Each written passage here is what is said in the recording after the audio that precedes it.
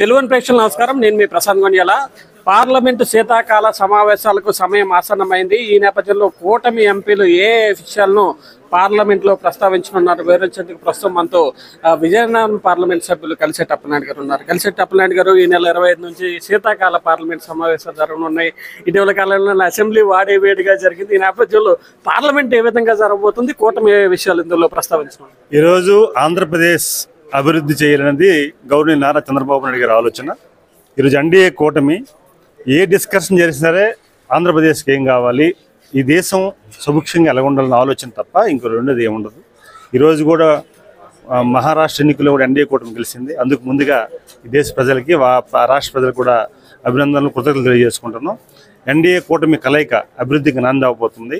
ఈరోజు దేశం కానీ రాష్ట్రం కానీ ఈ రెండు కూడా సమానంగా వెళ్తుంది. గౌరవనీయ ముఖ్యమంత్రి గారు ప్రతి క్షణం కూడా ఈరోజు ఢిల్లీ వచ్చినా, ఆంధ్రప్రదేశ్లో ఉన్న గ్రామీణ ప్రాంతాలకు వచ్చినా వారి ఆలోచన ఒకటే, అట్టడుగున రాష్ట్రాన్ని తెర మీద తీసుకొచ్చి మళ్ళీ భావితరాలకి సంపద అందించాలని ఒక ఆలోచనతో ఈరోజు వారు అద్భుతమైన అవకాశాలని సృష్టించుకొని కల్పించుకొని వారు ఈరోజు తీసుకున్నారు. నిన్ననే మాకు పార్లమెంట్ సమావేశం జరిగింది ఎంపీలతో.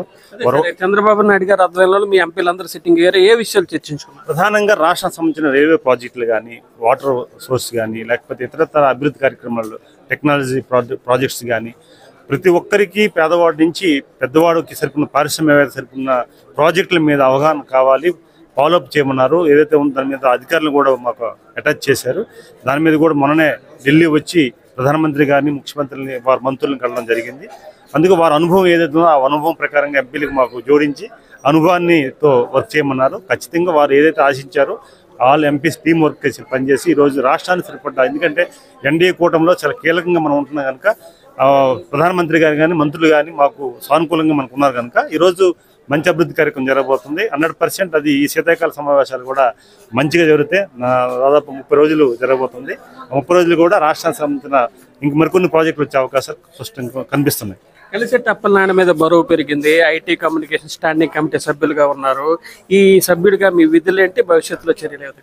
అదే ఐటీ సంబంధించి చాలా ఇప్పుడు టెక్నాలజీ సారు ఆయన ముఖ్యమంత్రిగా, ఉమ్మడి రాష్ట్రంగా ముఖ్యమంత్రి చంద్రబాబు నాయుడు ఉన్నప్పుడు ఐటీని ఒక తెర మీద తీసుకొచ్చి ఈరోజు ప్రతి ఇంటికి ఒక ఇంజనీర్ ఉండే విధంగా వారు చేయించే ఒక ప్రక్రియ, దాన్ని కూడా కొత్త రాష్ట్రంలో కూడా మనం చేయబోతున్నాం.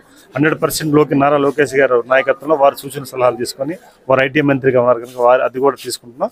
డెఫినెట్లీగా దేశంలో ఉన్న మారుమూల ప్రాంతంలో ప్రధానంగా కమ్యూనికేషన్ స్కిల్స్ని, కమ్యూనికేషన్ సిస్టాన్ని డెవలప్ చేయాలని ఆలోచనతో ఈరోజు టవర్స్ కానీ, లేకపోతే పోస్టల్ డిపార్ట్మెంట్ ఒకప్పుడున్న స్పీడ్ని మళ్ళీ ఇప్పుడు అడ్వాన్స్ టెక్నాలజీ తీసుకోవాల్సినది మనం సజెషన్ చేసాం. ఇప్పుడు 3 సమావేశాలు అయ్యాయి, 4వ సమావేశం కూడా రేపు అవబోతుంది. డెఫినెట్లీ దాన్ని కూడా మేము దృష్టిలో పెట్టుకుని చేస్తాం. ఫైనల్ క్వశ్చన్ సార్, మన కలిసెట్టి అప్పలనాయుడు ఢిల్లీ వెళ్తే ఏదో ఒక మీడియా సెన్సేషన్, ఈసారి ఎలా ప్లాన్ చేసుకున్నారు? మీ సైకిల్ అంతా రెడీ చేసుకున్నారా? ఈసారి ఎలా మీ జర్నీ ఉండిపోతుంది? మా ప్లానింగ్ అంటూ ఉండదు.